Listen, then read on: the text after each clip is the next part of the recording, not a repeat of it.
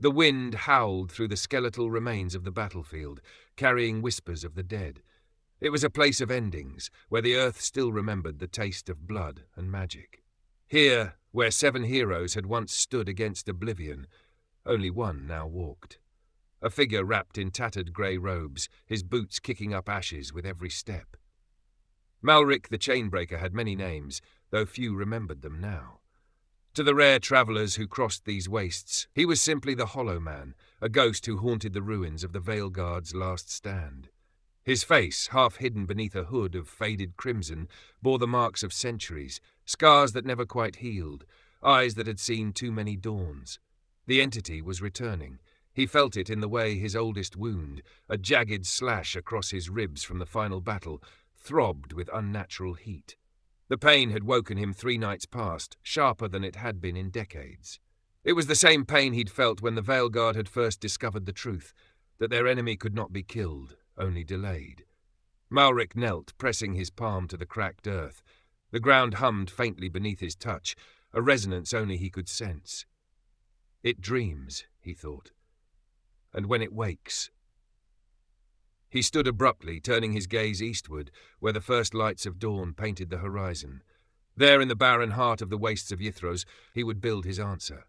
A city, a prison, a tomb, Arcanthas. Malrik found his first tool in the ruins of a library. Lyrian was young for a scholar, barely 20 winters old, but her eyes held the sharpness of someone who had learned to see the world's hidden fractures.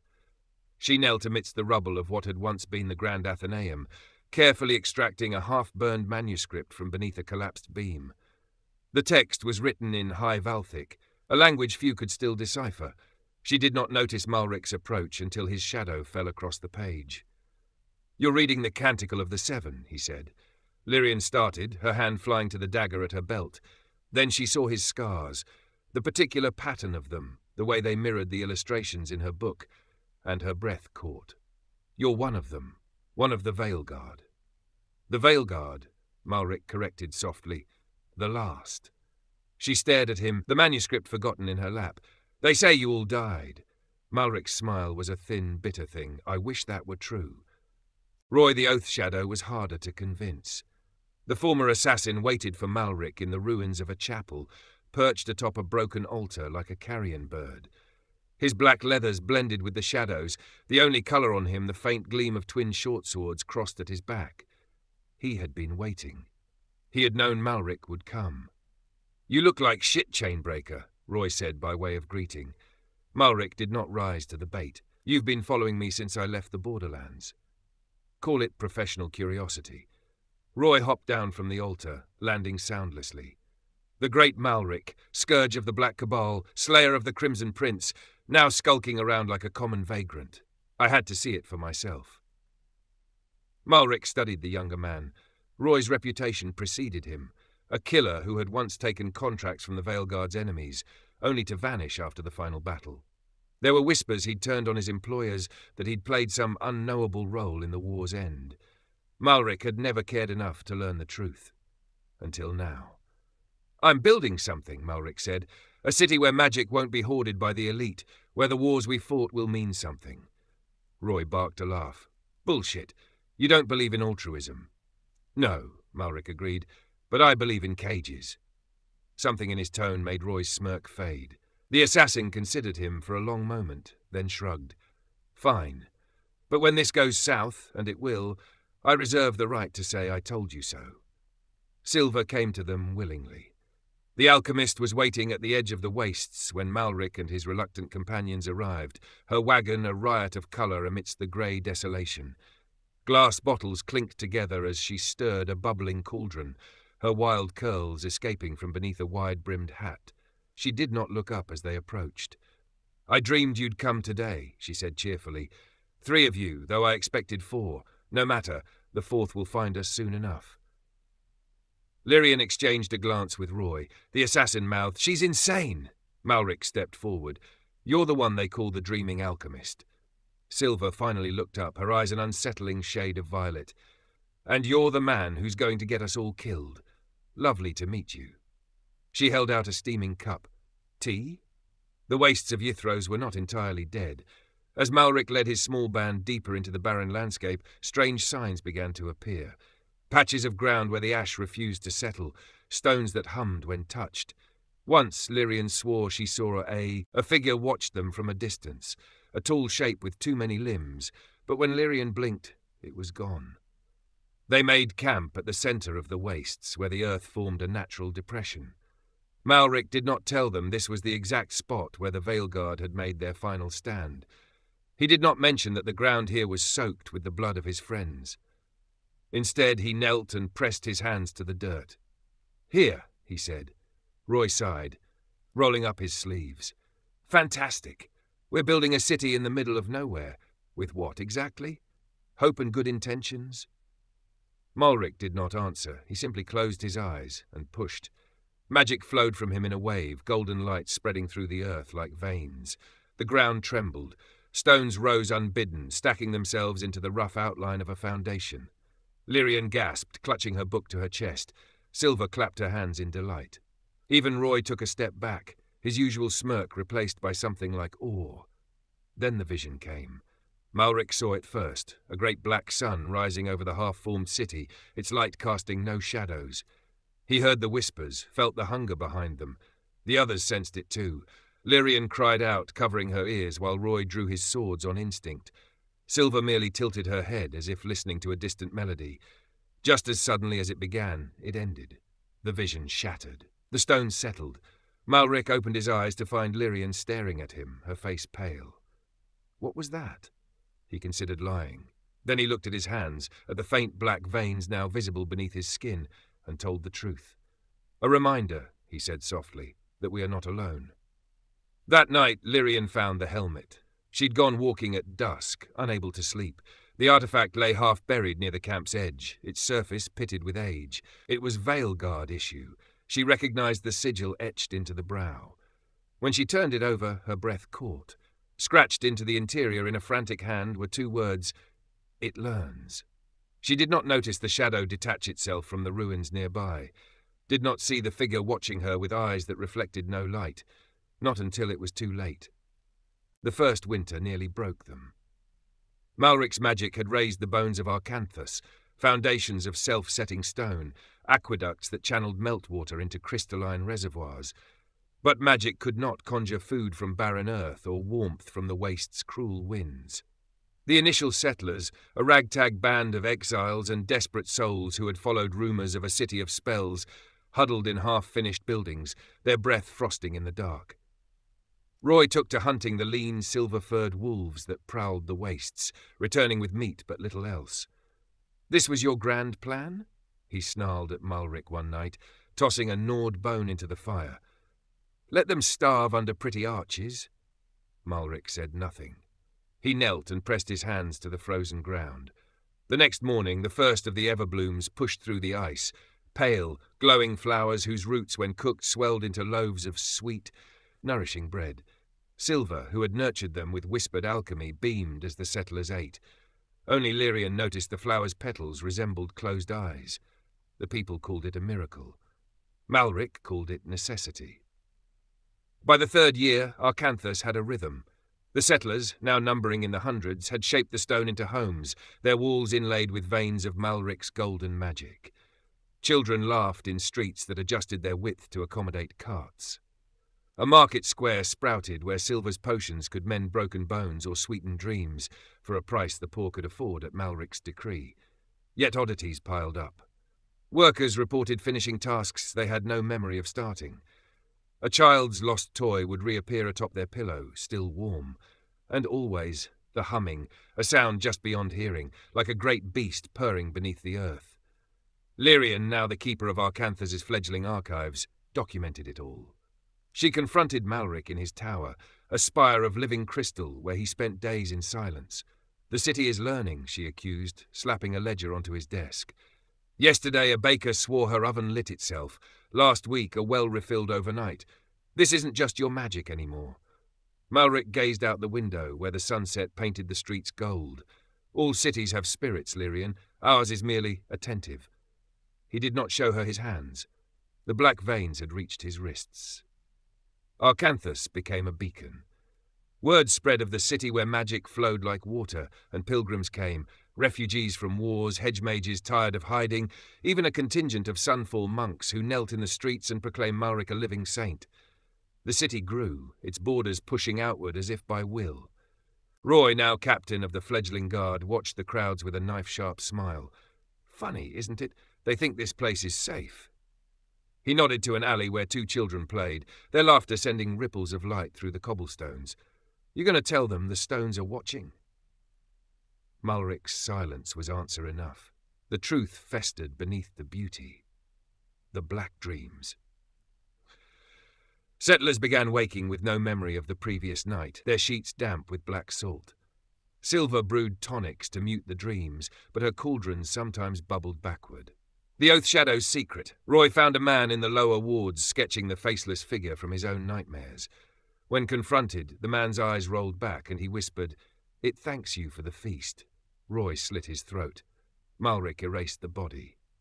The first descent.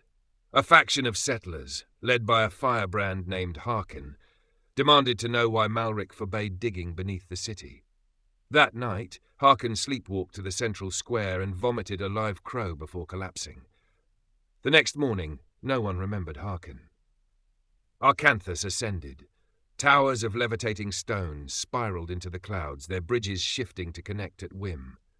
The Library of Echoes, built by Lyrian, housed books that rewrote themselves to suit the reader's need. In the Sylvan Bazaar, Silver sold elixirs that could steal pain or trade voices, though she refused to explain the ingredients. And the people? They were happy, truly, wildly happy. Hunger was forgotten, disease vanished, even grief seemed muted, as if the city itself smoothed the edges of loss. A visiting dignitary from the Iron Kingdoms wept in the streets, declaring it paradise. Only 4 souls knew the cost. Malrik, who now rarely left his tower, his body more shadow than flesh. Lyrian, who had found a mural beneath the library depicting the Veilguard's battle, except in the painting, the entity wore Malrik's face. Roy, who drank to forget the way his reflection sometimes mouthed words he didn't say. Silver, who no longer dreamed at all. The end began with a child's drawing. Lyrian found it in the lower wards, a crude sketch of the black sun, its rays ending in grasping hands. The artist, a girl of maybe 6, smiled when asked about it. "The hungry friend gave me the chalk," she said. "He lives under my bed now. Want to meet him?" That night the wards flickered. Malrik felt it first, a jolt in the city's pulse, as if something had taken a bite. He staggered to his window, gazing down at the glowing streets. For a heartbeat, the light dimmed and he saw the truth. The city was not a web of spells. It was a net, and something was chewing through. They gathered in the tower. Malrik, Lyrian, Roy, Silver, as the city slept below. "You knew," Lyrian hissed, slamming the child's drawing onto the table. "This whole time you knew it was feeding on them." Malrik's voice was ash. "I knew it was the only way to keep it caged." Roy laughed, sharp and broken. "By serving it a buffet of happy little souls?" Silver, unusually quiet, traced the edge of the drawing. "It's too late to stop. The city's part of it now. Part of him." She looked at Malrik. "Aren't you?" The tower shook. Far below, in the darkest heart of Arcanthas, the first seal cracked. The tremor that shook Arcanthas did not fade. It pulsed through the streets like a slow, sick heartbeat, rattling the levitating towers until their stones groaned. Citizens stumbled from their beds, clutching each other as the everblooms lining the avenues wilted black. In the Library of Echoes, books snapped shut on their own, their pages bleeding ink. Malrik stood at the apex of his crystal spire, his hands pressed to the glass. The veins beneath his skin had spread to his throat now, branching like cracks in porcelain. He could feel it. The hollow god. He would not name it, even in his thoughts, gnawing at the wards. "Soon," whispered the voice only he heard. Roy burst into the chamber, his swords drawn. "We have minutes before the lower wards riot. They're calling it an earthquake." His gaze flicked to Malrik's blackened hands. "You look like shit." Lyrian followed, clutching the child's drawing of the black sun. "It's not just dreams anymore. The entity is here, in the streets." Silver drifted in last, her violet eyes glazed. The alchemy wards just melted, also. She held up a vial of her pain-stealing elixir, now swirling with something alive. It's learning to wear our tricks. Malrik turned from the window. Then we end this. The core of Arcanthas was not a place. It was a memory. Malrik led them through hidden passages that hadn't existed the day before, staircases spiralling into the earth, their steps carved with the faces of the Veil Guard. The air grew thick with the scent of burnt hair and wet stone. Lyrian's lantern flickered, casting shadows that twisted into familiar shapes. Roy's dead brothers, Silver's first mentor, Malrik's own younger self, still clad in Veil Guard armor. "Don't look," Malrik warned. Roy spat. Too late. They reached the chamber at the city's roots. It was circular, its walls lined with 7 niches, 6 empty, one holding a sarcophagus of black glass. The lid was cracked. Lyrian inhaled sharply. "The Veilguard's tomb," Malrik said softly. "Mine." Then the hollow god laughed, and the walls bled. It peeled itself from the shadows between the niches, a thing of grasping hands and teeth, its form shifting too fast to hold. The child's drawing had been wrong. The black sun wasn't its symbol. It was its eye. Roy lunged, his swords flashing. The blades passed through the entity like smoke, then rusted to dust mid-swing. Silver hurled a vial. The glass froze in the air, its contents forming a screaming face before evaporating. Lyrian's voice rose in a prayer, but the words twisted into a language that blistered her tongue. Only Malrik stood firm. "You're weak," he lied. "Trapped, hungry." The entity rippled, its voice the sound of 1,000 pages tearing. "You fed me, your hope, your joy, your city." Malrik's smile was a razor cut. "And now you'll choke on it." He raised his hands, and Arcanthas answered. Golden light erupted from Malrik's veins, but this time it did not come from him. It came through him, from every brick, every bloom, every drop of magic the city had ever hoarded. The sacrifice. The light pinned the entity against its sarcophagus. Malrik's body began to dissolve, his flesh unraveling into threads of spellwork. "The bargain. You need a warden," Malrik gasped. "Take me instead." The hollow god shrieked as the city's magic rewrote the seals, not to trap it, but to merge it with Malrik's soul. "The price." Roy tried to drag him back. His hands passed through Malrik's fading chest. Lyrian screamed the Veilguard's old battle cry, useless but glorious. Silver, ever pragmatic, poured a vial of liquid starlight onto the sarcophagus. "For luck," she murmured. Then, silence. The entity vanished, the chamber stilled, and where Malrik had stood, a new sarcophagus formed, this one of gold and onyx, its surface etched with the skyline of Arcanthas. At its base, 3 words glowed. "Tell them I tried." 1 year later. Arcanthas thrived. The streets still hummed with magic, though the towers no longer shifted on their own. The everblooms returned, their petals now streaked with gold. Visitors marveled at the memorial spire, where a statue of Malrik gazed eternally over the city, though no one recalled who had commissioned it. Only 3 knew the truth. Roy the Oath Shadow. He took to patrolling the lower wards at night, his blades sharpened for shadows that moved wrong. Sometimes he swore the statue winked at him. Lyrian the Archivist. She burned the child's drawing, then penned the true history of Arcanthas in invisible ink on pages bound in black steel. The last line read, "The best prisons are the ones no one notices." Silver the Dreamer. Her alchemy shop now sold a tonic labelled "For Bad Dreams." If customers asked why it worked so well, she smiled. Trade secret. Deep below in the chamber, no one remembered. The golden sarcophagus shivered. A whisper slithered through the cracks. "Malrik?" Then silence again.